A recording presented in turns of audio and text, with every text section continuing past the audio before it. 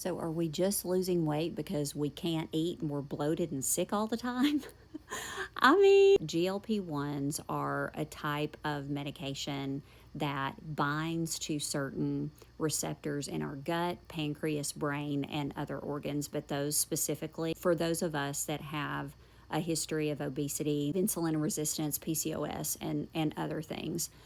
When you have those conditions, your brain doesn't recognize satiety cues or a feeling of fullness. So when you're eating, your taste buds, your brain is kind of searching for a ceiling of when we've had enough.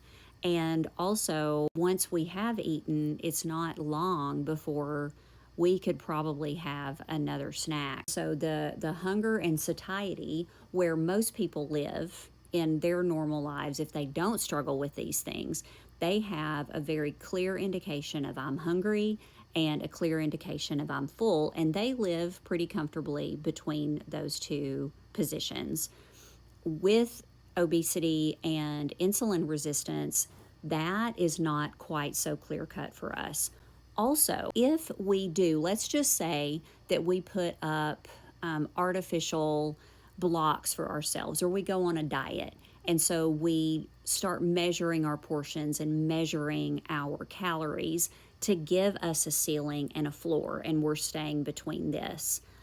For many of us, that might have worked at some point, but it stops working because our brains, our guts, our pancreas in particular, don't recognize the top and the bottom for us, right? And that's where insulin resistance comes in. So our body starts storing, thinking, oh my gosh, they're stopping and starting in this very small space, and we need more than that. Like, we have been driving for more and more and more all this time because we need more. What are they doing? There must be a famine.